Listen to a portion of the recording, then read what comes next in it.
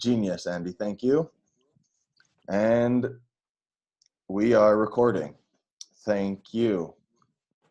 Okay, guys. So, guys and girls, thank you so much for being here. Our first call.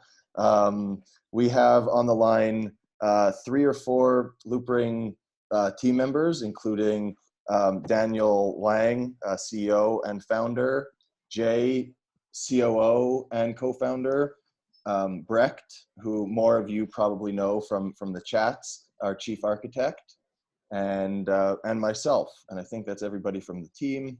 We also have some familiar faces and some longtime community members and some new ones, it seems. So that's great you're all here.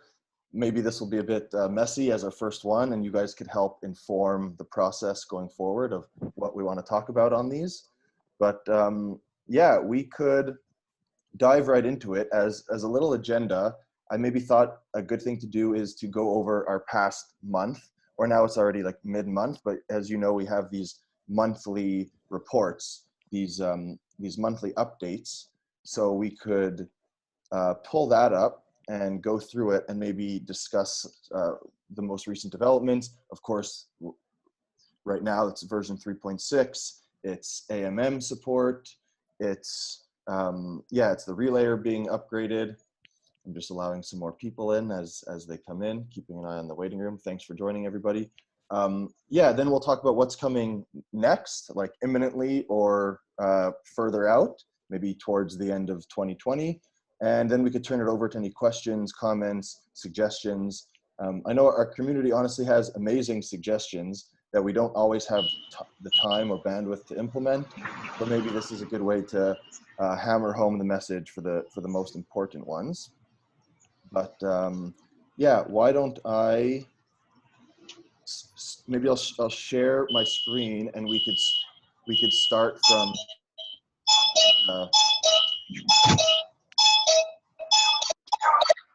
is that my sound? I don't think so. Okay. I think you can make everybody else go on mute if you like. Oh, very smart. Hi, Jonathan. How are you? How's it going, man? Good. Nice to see you. Thanks for joining us. You're taller in person. Yes. How do I mute everybody? I'm a real noob here, so I don't know what to do. So click participate. Oh, mute all, yeah. Okay, I've muted everybody. You still have the power to unmute yourselves, people, but for now, everyone is muted. And I will share my screen just so we could go through the latest monthly report together and dig into some of the, okay. Oh,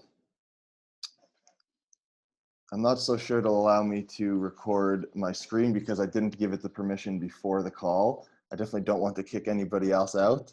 I will do that later. Bit of a, I didn't have the permission to share my screen, so I'd have to reset the system preference. Daniel or Brecht, are you able to share your screen? Do you have that permission? No, I don't see the share button.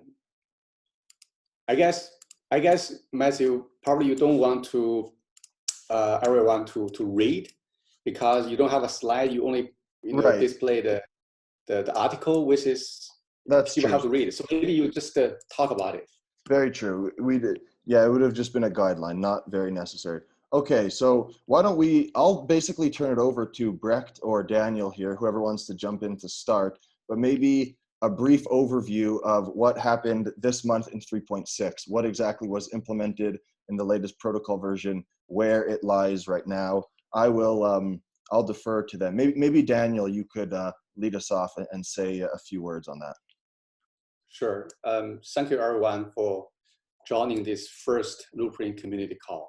When Matthew proposed we have this this way of communicating with our community, I feel like we don't know what to talk about.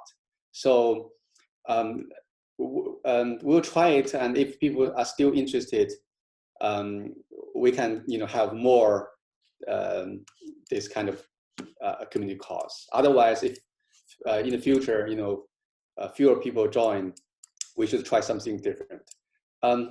Talking about the development, we have our next version code complete, including the order book based matching, including AMM.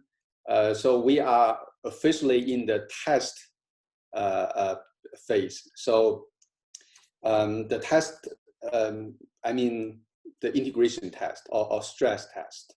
So our goal is by the end of this month or somewhere in November, we can launch a beta version on Ethereum mainnet with all the features ready, including AMM, pool, trading, the existing order book based trading, as well as some other cool features like fast withdrawals, stuff like that. So that's our goal. But publicly, we always say probably somewhere in December. So let's see, because our experience is during the stress testing period, a lot of corner cases will be we will find those bugs. So I'm not so optimistic about a launch of at the end of this month. Oh, by the way, English is not my native language, so bear with me. So I think in general we are doing okay, but I want to emphasize one thing. Maybe Matthew will ask me this question or lead me to talk about this, but I want to just make it clear. This is something we talk internally.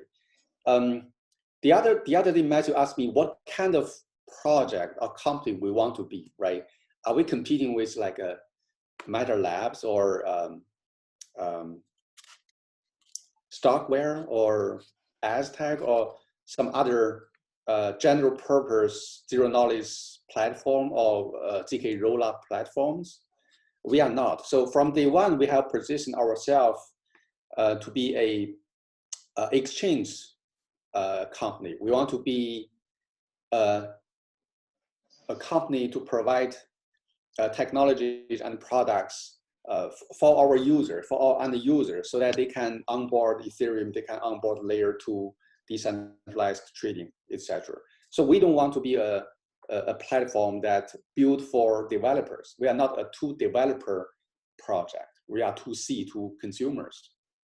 So that means, if in the near future there are general purpose ZK rollout platforms, we are open to adopt one of those platforms and make sure our protocol, our DApp, our product can be built on top of those or one of those platforms, that we don't, so that we don't have to spend a lot of time doing everything from scratch, from very low level, right? Right now we build R1CS, we use LipSnark.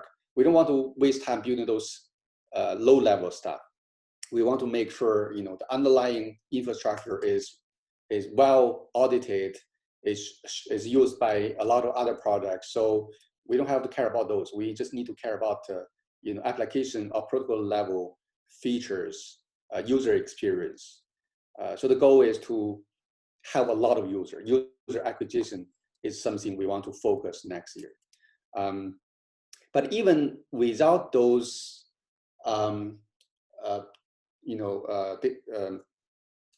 production-ready ZK rollup platforms, we are still okay, because our current implementation will not be outdated, outcompeted for at least 1 year.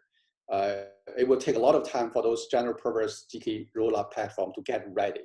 And we are already ready in terms of providing ZK rollup scalability for Ethereum, especially for payment and trading.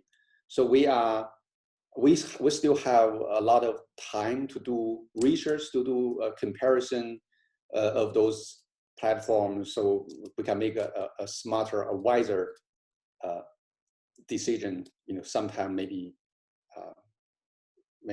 by the mid of next year. So we are not so eager to jump into a platform and commit.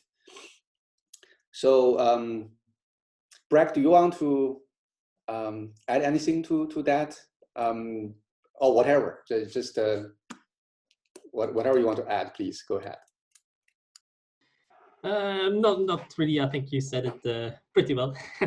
So I'm just just as a comparison with like maybe like there's a lot of talk now going on about optimistic rollups. So optimism as like a testnet with synthetics, and now also with Coinbase integration for their testnet, which is maybe a bit strange, but okay. But in any case, like even the optimistic ones, which probably maybe still be a bit earlier than the ZK rollup, general purpose mainnet releases, like a couple of days ago, or maybe 2 or 3 days ago. Optimistic rollups probably won't end up being used very long. I think so. Even optimism.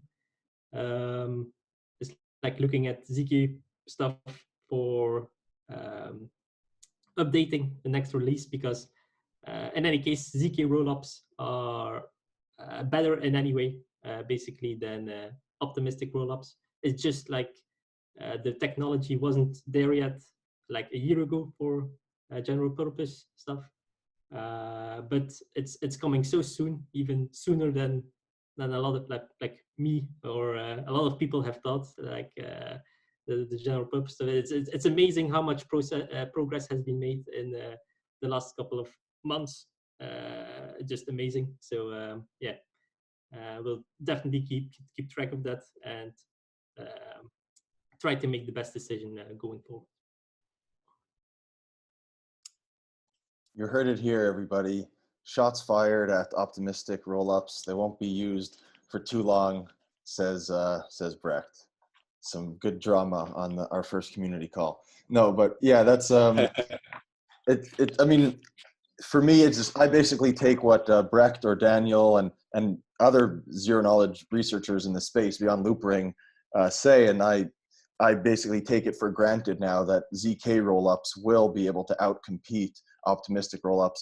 They'll be able to get to generalizability, and then there won't be any weak points to trade off. So that's a very exciting direction to be headed in. I guess, Daniel, thank you for the broad picture about our identity going forward, which isn't always easy to understand as a layer 2, as a product protocol. Maybe it's interesting and helpful for you to describe briefly like the composition of the Loopring team and like the different, you have the protocol team, you have the relayer, you have the products. I'm sure a lot of people don't necessarily realize that. So yeah, maybe touch on the team a bit.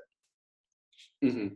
So we have, I need to count. How many people do we have? Maybe 20, less than 20. Most of the relayer engineers are in Shanghai, and Brad is in Belgium. Matthew is and Ruby, another engineer, is in North America. But most people here are working on the relayer, and another sub team is working on a smart wallet. It's a layer 1 smart contract based mobile wallet app. So we want to be the first smart wallet app that integrates ZK rollup. The first ZK rollup is, of course, our own rollup. Going forward, we will probably integrate with MATLAB's ZK rollup. Maybe sometime later we will integrate with optimistic rollup, just like a Coinbase wallet just did. So the objective is to acquire user to our wallet, so that as a business, we don't really count on the technology itself. We want user to, we want to help them to, keep their crypto assets, to help them to invest, to make money. And a lot of those features really doesn't depends on the most advanced technology. So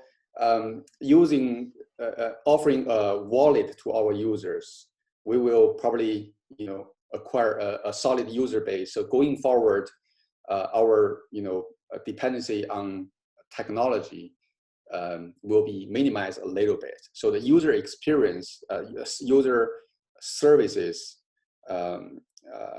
DeFi related services will be more important to our users. And I think we, as a Loopring is a sometimes we say is a blockchain, a crypto project. So as a project, we tend to say to the community that we are developing the most advanced technology. But this is not a good story from the venture capitalist perspective.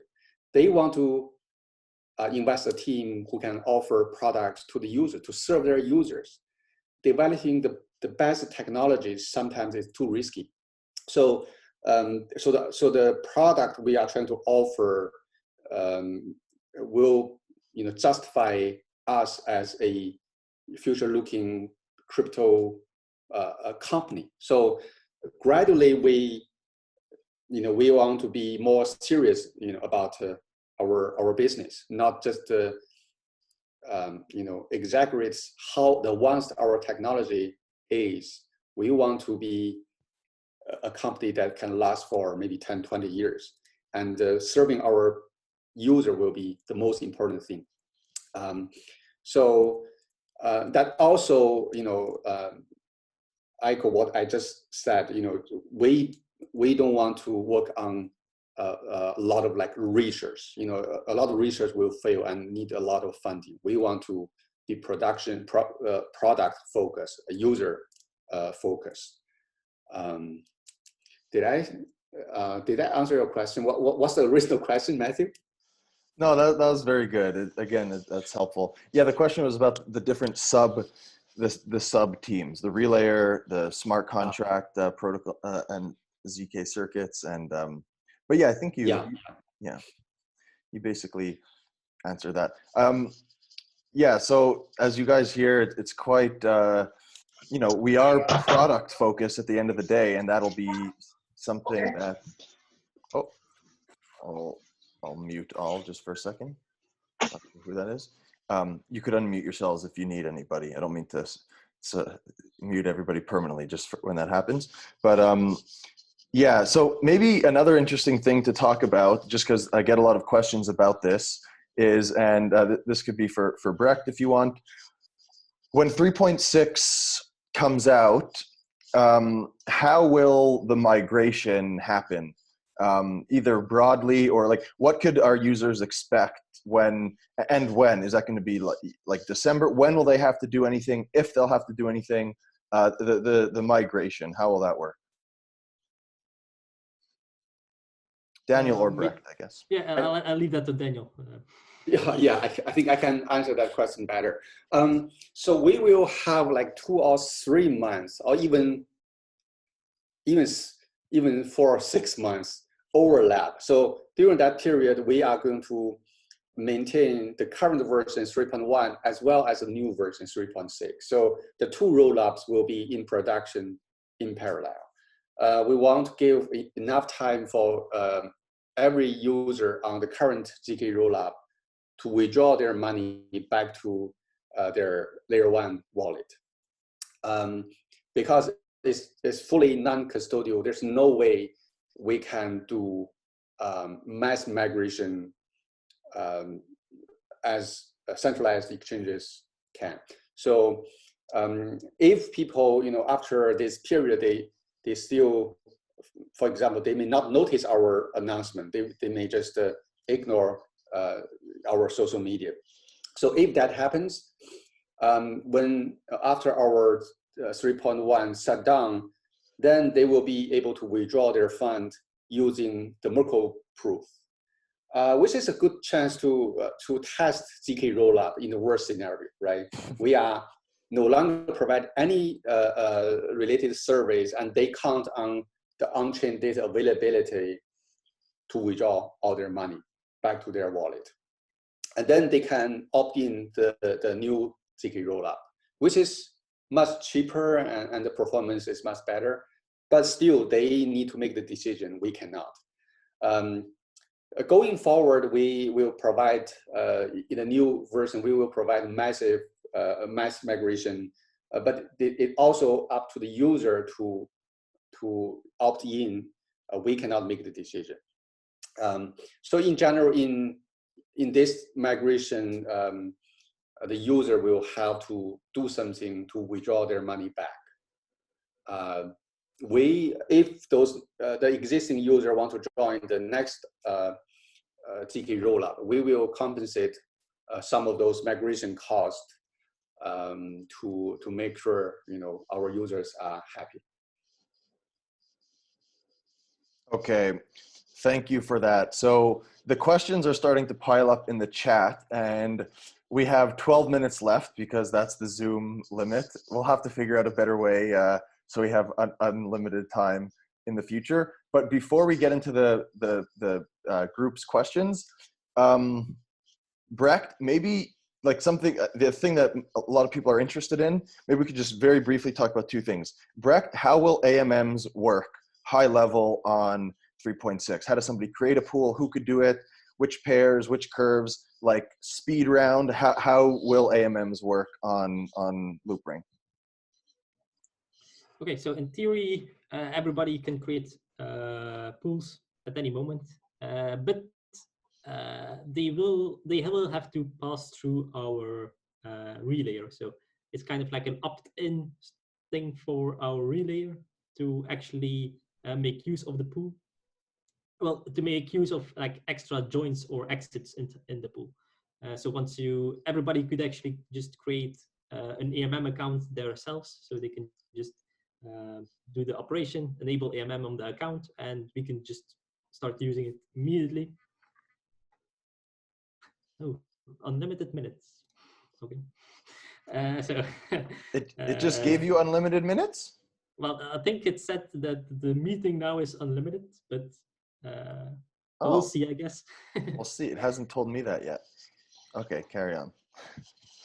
So yeah, so that's basically it. It just works out of the box. So in theory, you can just create any pool you want, any amount of tokens, any number of pools. That's all supported. You just have to like process the joins and exits. We have to know which pools we have to do the joins and exits for. That's basically it. But otherwise, it's completely the same as something like Uniswap. For users, the experience will be completely transparent, actually. So they will have funds on Loopring. If they want to join a pool, they just sign a request that they want to join the pool, and we'll just do the transfers from the user's Loopring account to the pool. And they will also get the liquidity token, the pool token. They will also get that token on layer 2. So everything stays on layer 2 at all times. So if they want to exit again, they just burn those liquidity tokens, that pool token again. So they sign an exit request, exit the pool, and get their funds back on layer 2 as well. In all other cases, it's completely the same as Uniswap. So there's like a fixed for a pool. There's like a fixed pool, a fixed fee that is paid to liquidity providers for each trade. So that fee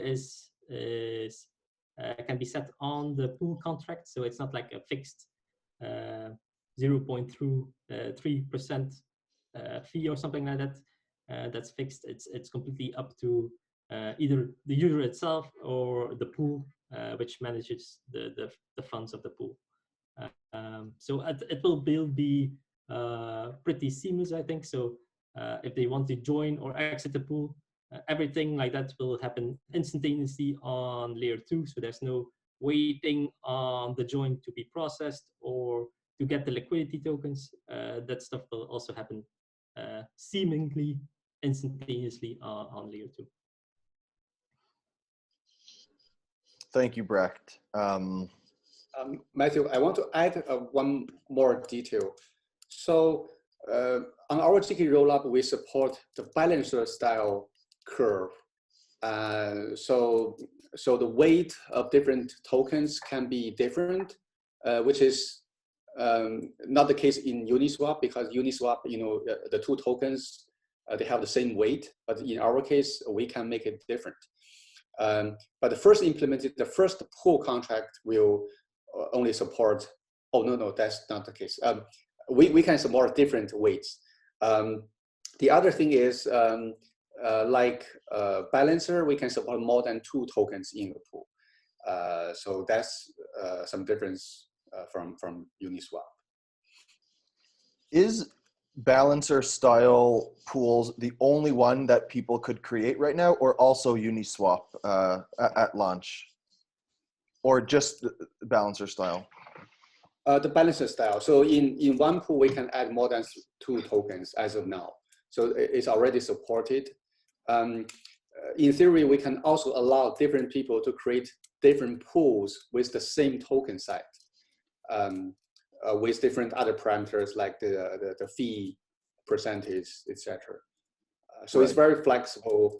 But as Brett mentioned, initially we won't create a lot of pools because we want to make sure the tokens in the pool are really valuable tokens from legit projects. We will probably not allow anonymous users to create, pools with arbitrary tokens, because that's kind of like dangerous to the user. We want to make sure the user, when they buy the token, named LRC is the real LRC. It's not something different. Right. Okay, this is actually a really good point. And before we get to the user questions, by the way, I do think that our time was extended. It doesn't say 40 minutes for me, so I hope it's okay. But Daniel, is that risk just because, is that like the normal risk of it could be a duplicate LRC token? Or is it because on the roll-up, there's extra risk because it could mess with how things work on layer 2? Or just like the normal risk of fraud tokens? Is both. We also need to make sure the token follows ERC20 standard, so that the token cannot be burned by the creator or owner of the contract. And if that happens, the ZK rollup won't work, because the zero knowledge proof assumes nobody can burn other people's token when the token is on the rollup. So we need to review the contract code to make sure those behaviors are not part of the token contract. Right. Which leads me to an exciting point. Yeah, right. So Jonathan, so no something like ample, unless it's wrapped or something. By the way, like, this is something that we all have to maybe decide together or see what's feasible. And of course the team has to see the path forward here, but registering tokens on the roll-up, like Daniel just said, that could be dangerous. Like maybe, we could have the community be like a first type of tester, like LRC holders could have some type of, preference to say, hey, we want this token on the roll-up, because it's not, the fact is nothing is as easy as on layer 1, right? The roll-up does not know about every token, all the tens of thousands or hundreds of thousands of random tokens on layer 1. Layer 2 is unaware of those. It has to become aware of those. So we need a process. Like right now it's us that says, okay, we will register this, this, and this. We will, and this is where LRC and the people here especially that are on this first call could help in bubbling up the important tokens and putting them forth. To maybe we'll have some type of proposal process, but ultimately it will need to be some team intervention or some like really technical eyes on it, because it's possible that the community loves ample or some type of deflationary token with burning, and they unwittingly put the funds on the roll up and it's at risk because it could be burnt. So just to kind of let you know, I get this question a lot also, how will we list tokens kind of permissionlessly? We'll need to come up with a process together, kind of half community, half team, that make sure that it subscribe, like it's a plain vanilla ERC20 and nothing bad could happen. Or actually in 3.6, we could support non-ERC20s, but that it doesn't have some type of potentially dangerous function. So I'm not sure if you have anything to add there, Daniel or Breck. With that said, let's start going through the questions. I'm going to scroll up and go through them one by one. There are some good ones in here. So, okay, well, the first one from Heisenberg is about the price of LRC. But hey, I said we'll answer anything, so we'll answer anything. So he says, what do you think about the price of LRC and what this is happening in the future? I mean, I'll start by saying we don't think or know much about it. We don't know any more than you. I think, Heisenberg, you're a pretty good trader. If I'm remembering you correctly from Twitter or something, you probably have a better prediction about the price than we do. You know, we, as you kind of get the sense from Daniel and Brecht, and just if you followed us over the past recent years, we are really focused on building the protocol, building the products. We are not very promotional. We're not very flashy. We make no promises with LRC, right? LRC has a certain utility in the system. I like to say that right now it's a bit lagging behind the progress of the project. Like Loopring has come a long way in the past year and a half, which is where LRC is kind of stuck in token mechanics. So I do think, I always say this, and I kick the can a bit, but LRC has to catch up with the protocol's advancement, right? There's like, when LRC, the latest token mechanics 18 months ago were instituted, we couldn't do transfers, let's say. Well, first of all, the ZK rollup wasn't even live at that point, but like payments weren't the thing. Right now we could support payments. Right now we're about to support AMMs. So like LRC is a bit lacking in keeping up with the protocol. We don't have any specifics to talk about right now about what will happen in terms of LRC. We just know that it merits an overhaul to catch up with the advancement of the protocol. As far as price, I have no clue what that means. So I'm sure that's an unsatisfactory answer, but yeah, that's how we think about it. We do think it's a great tool for the project. It's needed. It's a utility token. It'll provide extra guarantees, right? Like right now, just for people who are unaware, right now LRC is staked by users or like normal folks like me and whoever, who could get a claim on protocol fees, 6 basis points, so 0.06% of all trades settled on the Loopring protocol. Some of that goes to LRC stakers, but also exchange owners must stake LRC as a bit of a security guarantee, not complete security, more of a service level guarantee to make sure you'll do things in a timely manner. But right now, that's a bit of like a BS. You know, it's not that important because that time period for like misbehavior, where a DEX owner operator would get slashed, is like 2 weeks. I recently had this conversation on Twitter with somebody, so it's not like that slash is like an imminent threat to people. Anyways, I won't go too much more in the weeds there. Maybe we could keep that for another call. But that's yeah, maybe Daniel could talk about it. Yeah, please allow me to add some color to that.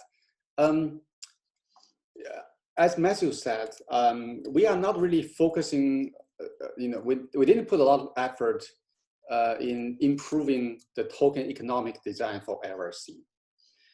One of the reasons is that we want to focus on the product, focus on the core technology. The other thing is really about my understanding, my feeling about the current design of many tokens, right? I feel like if there's no issue from regulators, if SEC doesn't, bother you at all, then I'd rather a token to be a share. You get the token, you get a share of the future profit. For example, if Uniswap say, hey, you got the Uni token, every year you get a fee, of based on the trading volume, you get a percentage, right? That will make me even happier holding the Uni token. Right now, a lot of projects want to get around of regulation by saying our token is not a security. It's like a governance token, right? But what if you told the stock market, say, those stocks really doesn't represent the shares. It's just a voting token. Nobody is going to buy those shares, right? So the best token economic design is in the stock market. So I think we are going to insist on the current LRC design in terms of getting a share of the protocol fees. But maybe we will also add something to enable people to vote in a future Loopring DAO. But I think the DAO is still secondary. The primary value capture, that mechanism should be designed as part of the token economy. Otherwise, I don't think people are really enjoy voting. Or maybe only the project team and some really big waves, they want to vote. Small token holders, they don't want to vote. They want to have tangible, guaranteed income if they invest money by holding the token. So going forward, I think maybe sometime next year we will launch a DAO. We are researching the best platform to build our DAO, but still not a priority. So you will, if you have a lot of LRCs, you will have a chance to vote. I hope you will vote in the future, but always remember there will be protocol fees distributed to those staked LRC, and we won't change that. Thank you, Daniel. Very, blunt answer, honestly. It's a pragmatic way to think about it. And I agree, to be honest. So, okay. Thank you, Heisenberg. Hopefully that's helpful for your question. Moving to the next one from Neo Zaru. I've seen this person around quite a lot with Loopring, I believe. So thanks for being a supporter. It says, do you put a lot of focus on interoperability with other platforms? For example, being able to send receive between Loopring's L2 and or SEX, DEX, lending platforms, etc. Do you put a lot of energy / thoughts on this, or are you waiting for those actors to implement ZK rollups on their own side? I think maybe Brecht or Daniel could think about this on the technical side about how these things will interoperate. I'll just preface it by saying interoperability is something like, that's a big, it's a big negative to, if you put your funds on Loopring's L2 right now, you're losing all your opportunity cost everywhere else, right? Composability is completely broken and you're there. You're happy to be there when gas prices spike if you have to trade or transfer. But other than that, you're not too happy. You can't interoperate with anything. The whole space is now learning that, okay, DeFi is going to have to go on to like certain rollups to be completely composable. They'll have to like share, whether it's an optimistic rollup in the near term and then more ZK rollups in the later term.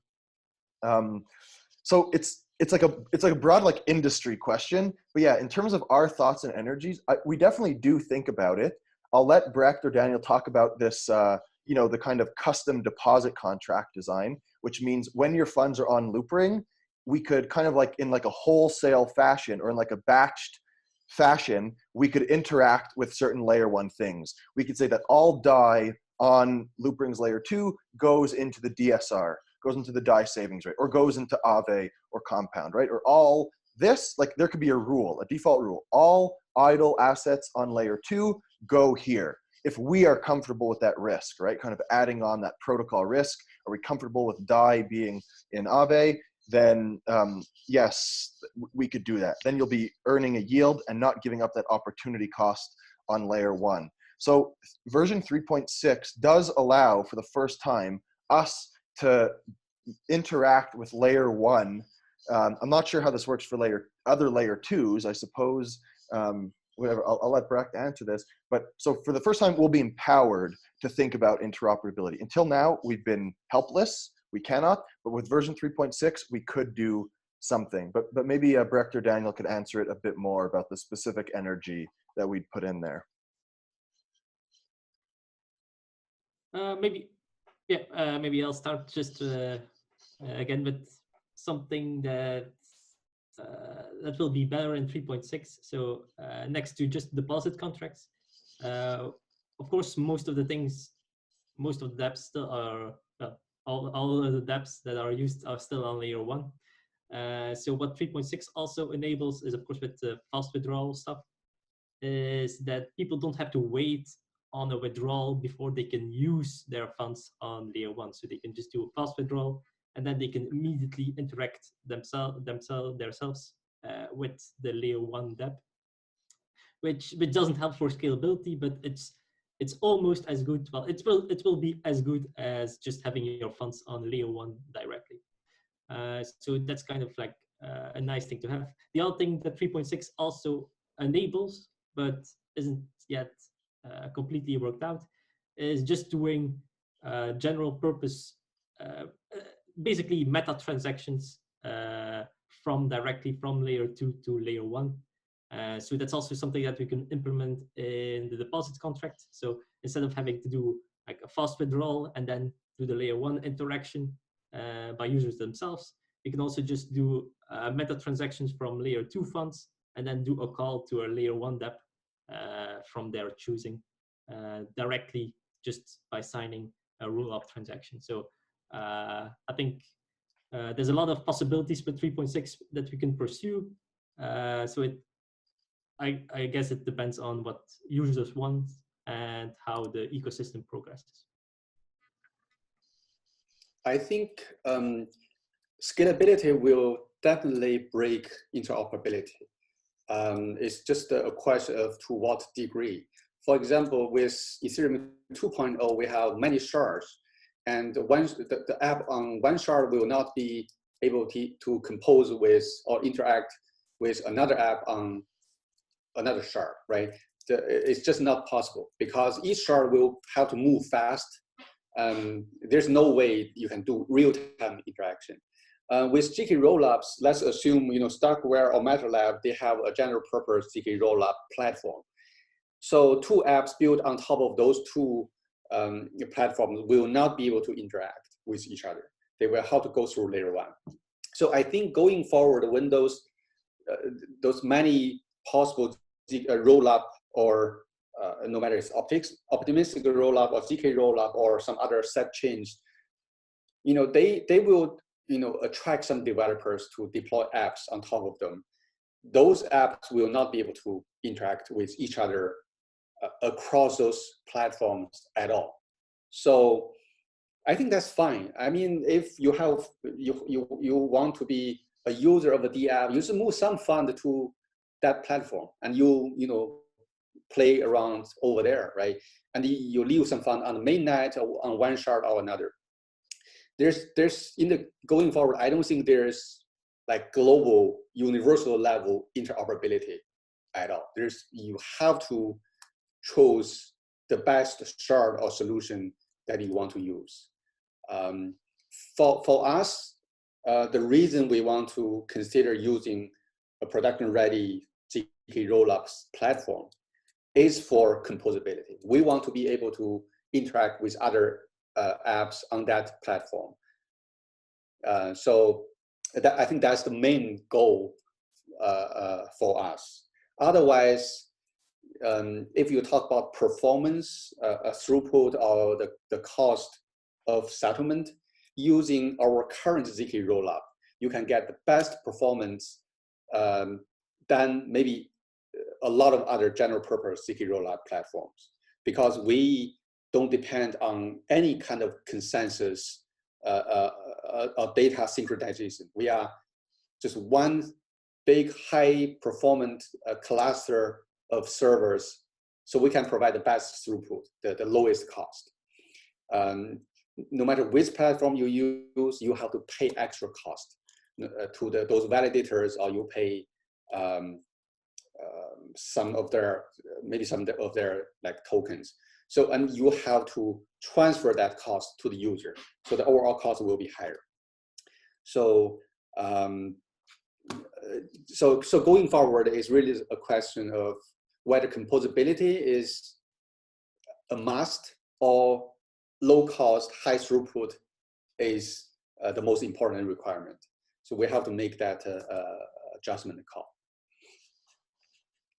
Thank you, Daniel. I will add to that, like, related is in terms of like other L2s, even if composability will be broken and like that atomicity that we love on layer 1 won't be there, there could be like L2 to L2 kind of like super highways, I guess. Like on the call is Jonathan from Starkware, and it's feasible that we'll be able to go from one ZK rollup, like we'll be able to go from Loopring to Starkware in some cost minimized or faster way, like batched way, validity proven way. But I don't think we'll ever get that atomicity between it. But I could be wrong. Maybe their researchers or our researchers will have a way. Maybe Jonathan has something to say about this. Please feel free to jump in. Nothing to, no breakthroughs or anything to announce. Just the one thing that I do want to mention is that that I agree completely that optimistic rollups are not working in the same. They're not dancing at the same wedding as us. We're doing something different, exciting of the zero knowledge family. Thank you, Jonathan. And yeah, Starkware is a hugely important company for the space and for validity proof. Just so very glad to have them on the Ethereum enhancement team, so to speak. So, and thanks for joining the call, Jonathan. Okay, moving on to the next question. Thank goodness that Zoom extended our time, right, everybody? Or we'd be, we learned our lesson. Okay. So Heisenberg had another one, interesting partnerships. Which ones could make sense? I won't spend too much time on that because we already answered one of your questions. I don't want to keep other people waiting too long. Maybe we'll come back to it. There's nothing imminent, to be frank. As Daniel kind of alluded to at the beginning, we're less of like a, hey, come develop here, developer platform, right? We have our stack, but we also operate on the top of the stack. So like, I don't think you should expect, which might have been a misconception from people, so it's good to clarify it. You should not maybe expect, hey, big centralized exchange implements Loopring to run their exchange. That might be feasible, right? In 4 years from now, when Loopring has run completely smoothly, they might want to use our tech, license our tech. But just to be clear, we are focused on operating our own products. That doesn't, we're still open source. Anybody could still use us, interact with us.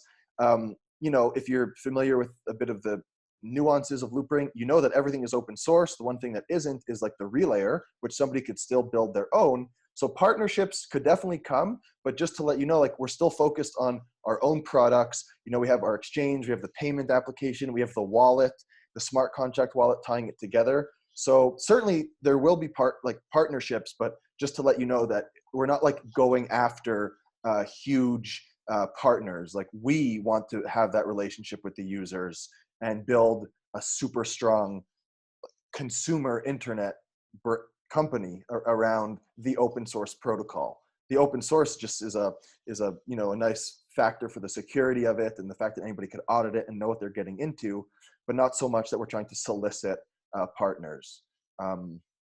So I hope that is helpful. But definitely, we're still having, everyone is interested in layer 2 these days. So we're having tons of conversations with many apps, many builders, wallets. But yeah, so it's a very exciting and kind of high-paced time.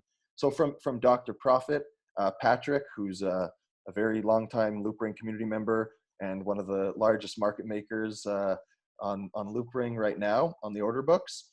When do you see optimistic rollups on mainnet? Also, can you elaborate on the difference to ZK Sync, specifically about their AMM integration? So we kind of alluded to some of this already, but yeah, Brecht or Daniel, you could touch on, maybe Brecht, you could talk about the difference versus ZK Sync and their AMM integration. Yeah. Okay, so so the big difference now, at least for now, is I guess from developer perspective, is that for ZK Sync you still have to write some custom. Well, it's a custom code that you still have to write, even though there's like In the future, that won't be necessary anymore, but still, you still have to rewrite your contract code, your smart contract code from layer 1. Well, for optimistic rollups, there already are ways to just reuse your same layer 1 smart contract code and deploy it on layer 2. So even though there are some limitations, it's basically the same code that you can deploy. So that's the current benefit of optimistic rollups. Of course, the other differences between ZK rollup and optimistic rollup still apply. So Starkware even wrote this nice article a couple of days or weeks ago about the capital efficiency of optimistic rollup versus ZK rollup, because with optimistic rollups, it's much less capital efficient because they have to work with fraud proofs, and fraud proofs take a lot of time. So you have to take like at least days until the state is finalized. So it's not as efficient to move funds around in optimistic rollups as in ZK rollups, because just the difference between validity proofs and fraud proofs. So that's kind of like the biggest difference, I think, between those integration between those two, specifically for AMMs. And for the timing for optimistic rollups on mainnet, yeah, of course we are not the ones that will deploy optimistic rollups, but it seems like it's well, probably a couple of months away until it's like production ready on mainnet. But yeah, of course we don't know anything more than you, I guess. I think the article from Starkware is really worth reading. On top of that, I just want to mention that, you know, from my perspective, I don't want to deposit a lot of asset into a optimistic rollup app before the validators they combined collectively how to put a lot of stake for the security. You know, I won't. I will have to see how much money they put there, right, before I can decide, you know, what's the percentage of my asset will be there. So, so the capital efficiency is not just for the users. It's also for those validators. They need to have money, to have something to lose if they do evil, right? So, I feel like going forward, the turning complete, you know, smart contract support for zero knowledge proof ZK rollup is not going to be a problem. It just need time. So in the future, the developers will be able to write smart contract as easily as they do today with Solidity. So it's not going to be something we have to worry about. Thank you, guys. I included Starkware's article in the chat on the capital efficiency trade-off there for anybody that wants to read it. Okay, moving on to the next question. Okay, this is from Zidon, which I think is probably the same person as the Don, another great Loopring community member. So thanks for coming, Don. Any ideas, progress on DAO governance, LRN holders, and token economics staking changes? So good question. You could tell you're a longtime Loopringer with this one. So we kind of touched on the DAO governance. Daniel said it's something coming, but of slightly secondary importance. For sure, you know, it's governance. We could do a whole other hour call on that. So maybe we'll have maybe topical calls in the future. But yeah, it's on our mind. It's of slightly secondary importance.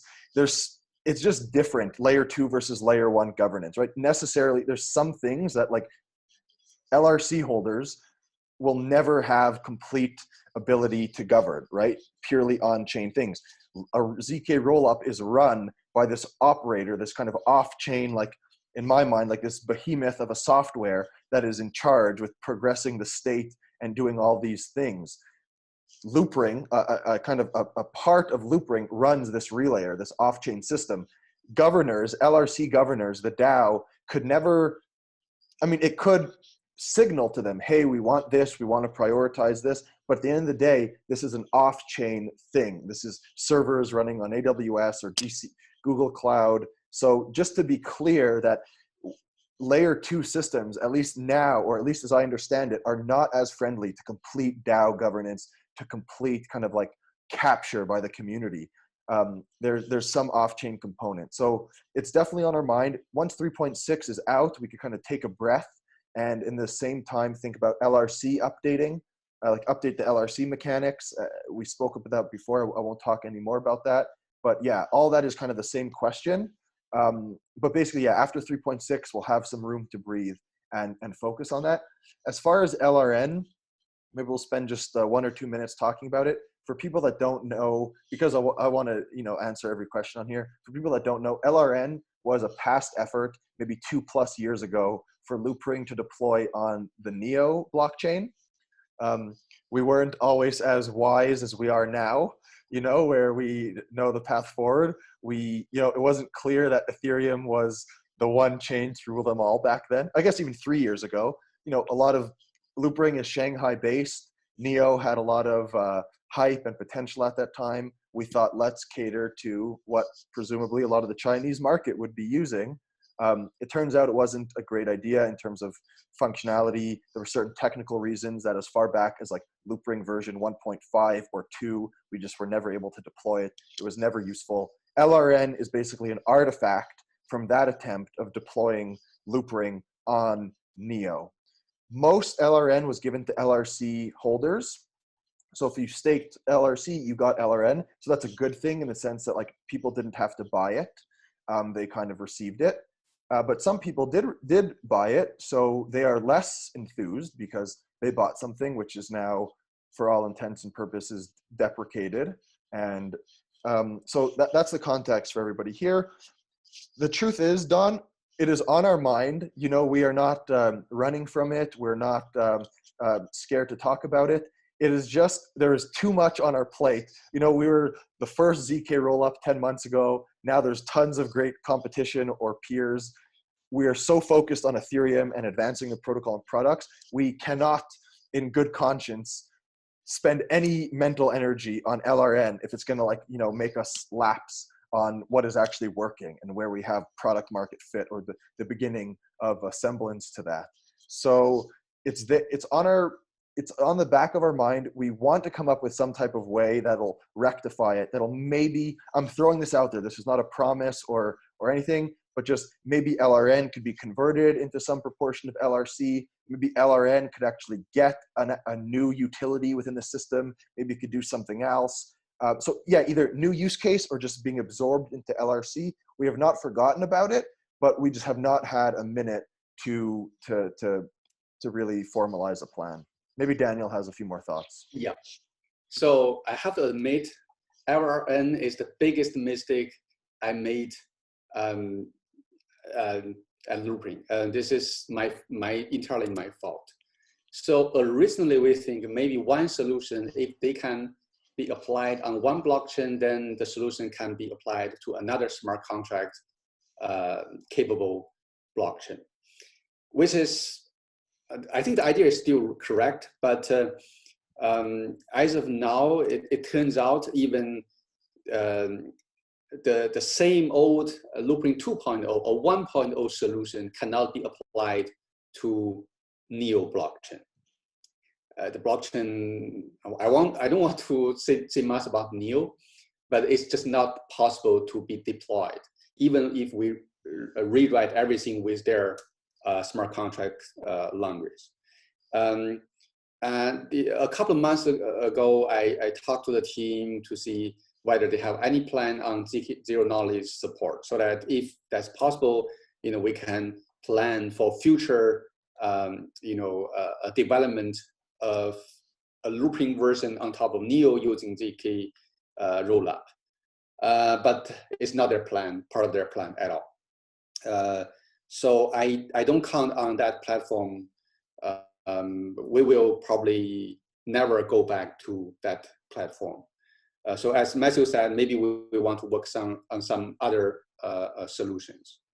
It is my idea that if we cannot make Loopring successful on Ethereum, there's no way we can make our N back. We have to be successful on Ethereum. So that's all our effort. Why all the effort will be put on Ethereum. Thank you, Daniel. Hopefully that's helpful, Don. Okay, Babu, just a quick one. What was about Coinbase integration? Can we get some details? I mean, Coinbase listed LRC. That's maybe the integration you're thinking of. Yesterday, Coinbase Wallet announced that they will support optimistic rollups. So perhaps they'll have interest in supporting ZK rollups in the future, but that's a potential thing. There's nothing else on any Coinbase integration to speak of right now. But yes, LRC last month was listed on Coinbase and Coinbase Pro, which is very cool. A big retail audience has become aware of Loopring and Ethereum ZK rollups as a result. Samuel, have you considered approaching centralized exchanges to accept deposits from users via your rollup? Good question. Yes, we've definitely considered it. As I kind of said before, it is not like our mission number one every day when we wake up to get people to integrate Loopring. We are driving our own products and success, we like to think, but certainly part of that success is being integrated into these big platforms with lots of users. We've had a lot of these conversations, to be frank. The truth is, it's really premature in my mind. Not that like Loopring tech is premature. Like we have been running on mainnet for 10 or 11 months. There's 20 or $25 million in there. It's working. There's 2 million trades settled. It's not like premature that like this is untested. It's just premature. Like the tooling is not really there, right? And I've kind of learned this. I used to be like really gung-ho to be like, hey, every centralized exchange should integrate Loopring transfers right now. It makes so much sense. They'll save money. So it's like a cost-saving technology for them. And it's like a UX improvement for their users. But that if you think about it, it really means that like their users have to have on the other side a Loopring integrated product that they're withdrawing to, right? It's not going to be like Binance does withdrawals to Loopring, and the only way you access Loopring is like loopring.io or like rails.eth.link, right? The tooling, the ecosystem has to like support Loopring and other ZK rollups, other layer 2s broadly before it makes sense for centralized exchanges to facilitate that. Otherwise, like it's a bad UX for their users. This is actually worse. Imagine like withdrawing from an exchange using Loopring ZK rollup and you say, hey, to see your coin, like when you withdraw, you're not going to see your coins at like samuel.eth or whatever. I'm not sure if that's his address, everybody, just to be clear, but whatever you're at, you're not going to see it there. You would have to, you have to go onto loopring.io and activate your account to see it. So we need the tooling to be able to make it much more palatable for these exchanges to do that, if that makes sense. So I think it'll happen. I think a lot of exchanges will support many layer 2s. Hey, do you want to withdraw by Loopring, by Starkware, by ZK Sync? They're all going to be connected is my feeling and hope, especially in like Vitalik's new roll-up centric universe where there should be an ecosystem-wide push for L2 support. But yeah, without those wallets, without users knowing that when they withdraw from a centralized exchange, hey, where the heck is my assets? Oh, you have to go somewhere else to see them. Without like, that's like the hurdle near term. I hope that, yeah. I actually talked to maybe a director who is responsible for deposit and withdrawal in China, one of the top 3 centralized exchange in China. So the feedback is, my perception is this guy and his team doesn't really know what ZK rollup is at all. So they ask all those stupid questions, and then I end up with not being so patiently, answering all those questions. It's just too early for them to really know this is a working solution. So now they know ZK rollup works, but how exactly it works, they don't know. The other thing is, why Coinbase Wallet integrates with optimistic rollup. My understanding is that optimistic rollup, they kind of like the node or their interface is very similar to an Ethereum node. you can mostly, for example, the option labs, right? If you query something from their validators, you interact with a node that is has the same APIs as Ethereum nodes. But for ZK rollups, we don't have a standard at all.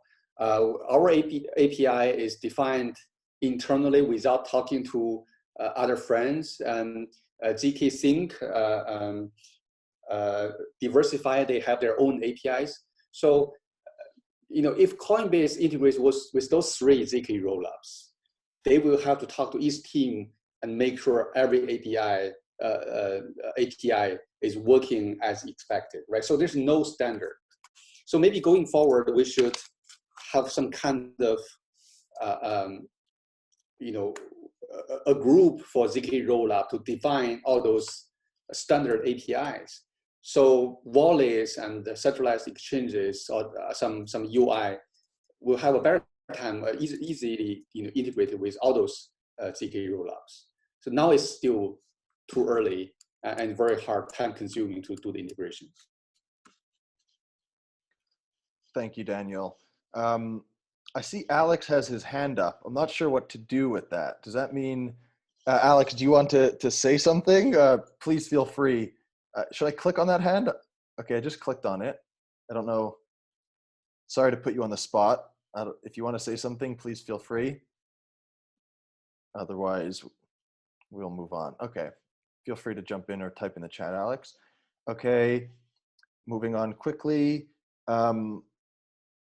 Yeah, so Jonathan said like the no ample thing. Yeah, can users subscribe to token lists like Uniswap? I don't think we're like really there on the product side yet, but that's probably a great like design pattern to follow. But I don't know if we have. So like I'll say yes, hopefully, but I'm not so sure if we thought about that little UX feature yet. That's like the token list like Uniswap. Maybe that'll be a great way to. Oh, here's Alex. Alex, do you want to jump in? You hear something to say? Yes. Hi. Thank you. Have a good day.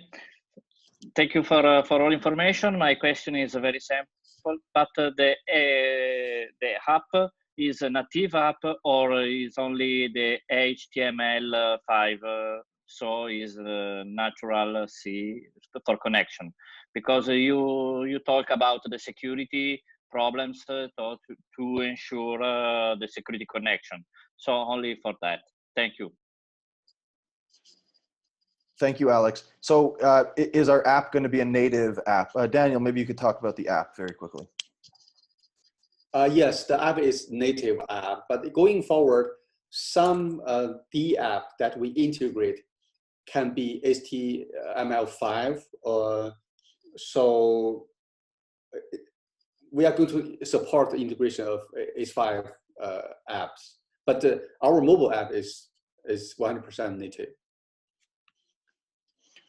Right now it's Android only. Maybe Daniel, that's another question I get. When will these people, these 27 participants, be able to, like, they say, hey, could I get a beta tester invite? When can we give them the app in their hands for Android? So we have a plan to invite maybe 200 to 1,500. Maybe right now we already have 200 testers mostly in China. So the next step will, we have to fix some bugs and then do a translation. So I don't know whether you can see my, let me see. How can I see myself? Okay. Oops. So I have this, maybe it's not good I just show it here, but the app is basically working. We are fixing user experience issues, some API latency issues. Yeah, so basically working on Android. We don't have a localization for English. We will do that pretty soon. So once that is done, probably we can invite some community members who speak English maybe next month, sometime next month. Let me take the note and I will try to prioritize the localization effort so that you guys can, give us some feedback. Okay, good. So hopefully November 15th, if that's the day, we'll do the next community call. Maybe the app will be in your hands. We'll hold Daniel Okay. to that slightly. Okay. Heisenberg also asks, is there a course on Coinbase Earn on the way? People need to know and learn about Loopring. Is there a course on Coinbase Earn, Daniel, coming? I cannot say that. I cannot say anything. I cannot deny our. Okay, sure. So leave that one. We cannot. Yeah. That's fine. Jonathan asked NFTs. Will we be able to support NFTs in version 3.6? Correct. You want to go ahead with that? So yes, but in a limited fashion. Well, it doesn't really depend on 3.6, I guess. So we have in 3.6 we are planning on deploying our Merkle tree for around 65,000 unique tokens. So it's 16 bits of token information, and so we can do. Yeah, we can of course like that's the limit. So we can only have like 65,000 unique tokens listed on our ZK rollup, and each unique NFT would take up a slot of those 65,000. So we can support NFTs, but not like an unlimited amount. So if some project needs a couple of thousands of NFTs, unique tokens, then we can definitely do that, but not like an unlimited amount of NFTs. Of course, it doesn't really depend directly on 3.6 because we can just, instead of making our Merkle tree big enough for 65,000 tokens, we can just increase that limit and just make the protocol make use of like 1 million unique tokens. And we only have to change like a constant in the protocol to support that many tokens. But yeah, the current plan is to just ship with 65,000 tokens, so with limited NFT support. I would say simply just say no, because it's never our goal to support NFT trading. Even if the technology can allow us to trade those many NFTs, we won't, because that will, you know, how do we position ourselves as a company, as a market, right? We will probably just focus on fungible tokens. And NFT, I don't think it's time to really focus on NFT before the regulators say, you know, this token can represent your apartment, right? Your car. If the NFT doesn't have a valid, legit binding with a physical asset or something, those NFTs are just toys. I mean, you can trade game equipments, you know, those things. I think it's small. It's not that big. So probably not the time. I think long term is very important, but not within like 2 or 3 years. It's my perception. It's not my judgment. Yeah. Right. Well, there's some interesting stuff, of course, with the NFTs that are currently used, like it's like the ID from Vitalik, like for buying and selling ENS tokens on layer 2, or stuff like prediction markets, which also use NFTs. But yeah, definitely not our focus now. Right. I guess, yeah, it's a question of perception. I quite like NFTs. I'm bullish on them. Just like Daniel's talking about like a physical, like a digital representation of a physical thing. I like just like the art ones, like, you know, like NFT, like the crypto punks and just like all this art that's popping up on Rarible and stuff. I think Jonathan actually is quite a good artist, an NFT artist. I see him making some stuff and putting it out there. But yeah, Daniel's right. It's like a toy, it's a game, but often the coolest stuff starts as toys, right? And then it's like the geeks that like it first, and then everybody finds out about it later. So I quite like it. Okay, moving on. Maybe I don't play game. That's why. Yeah, that's true. Okay, I definitely want to wrap up within the next 8 or 9 minutes, just to respect everyone's time. We could go on for a long time, but we'll stop hard at an hour and a half. So just going through NFTs. Okay, Pasha says, can you elaborate on Rails? Who's the targeted users here? So Rails is a pretty cool product. If you go to rails.eth or rails.eth.link, it's basically the DXDAO that designed a front end and hosts it on ENS and IPFS that uses Loopring's relayer and Loopring ZK rollup in the background just for transfers. So no trading like Loopring.io, but for transfers, it's mobile friendly, which right now Loopring.io isn't. So that's the cool thing. Rails is the only way that you could use Loopring ZK rollup on mobile right now. And it's just quite cool to have, like, you know, the DXDAO is this DAO that we are a part of. I'm actually missing the weekly call right now. It started at 11. I thought I would be finished by now, but yeah, the DXDAO is something really cool. They're like one of the biggest DAOs, one of the most like kind of broad in its goal. And it's a nice product. As far as the target user, I suppose right now it's anybody that wants to have a nice, slick, gas-free or completely free transfer experience. If you're doing a lot of transfers, you should definitely be on Rails because you do transfers for free. So all you have to do is get on the Loopring ZK rollup. A Loopring.io account is the same as a Rails account. They're both on the same Loopring layer 2. So it's a really nice product for, I guess, heavy duty transferers, or even just for tinkerers. Again, it's kind of like a toy, right? I've sent tons of transactions on Rails, sending people $1 just for fun, just to show them the power of ZK rollup. Say, hey, this is yours. I sent it to you. If I sent that on layer 1, it would have cost me $1 to send you $1. So it's impractical. But here, so it's really cool, and we're excited to see where the DXDAO takes it. There will be more iterations on it, but yeah, DXDAO is creating some cool products. We're happy to be part of it. Then there's a question from Daniel. It's a Hebrew name, but I could read some Hebrew a little bit. So Daniel Tzvi Bar, I think, if I'm not if my Hebrew is still correct. Do you need new research to do L2 to L2, or is it more about creating a standard for batch transfers? Daniel and Brecht, I defer to you, or even Jonathan if you want to jump in. But yeah, Brecht. So I think the most general ways to do L2 to L2 is with state channels. So there are a couple of ways to do, like for specific rollups, you can come up with even more efficient algorithms or a different way to do stuff. But the most efficient, the most general way that L2 to L2 would work is with state channels. So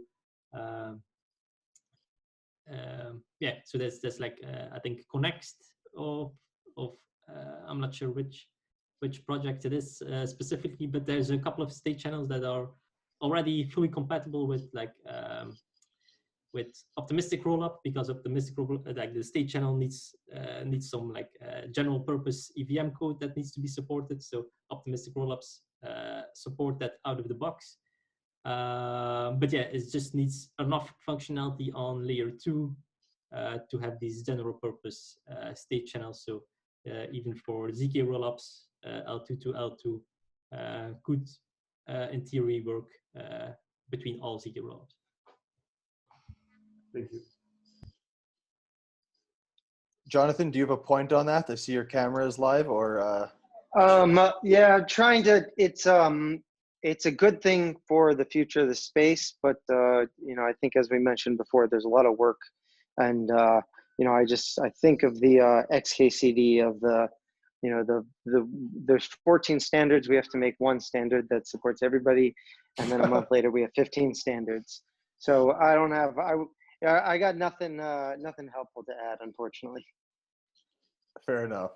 Yeah, that's a good meme. Okay, so wrapping up.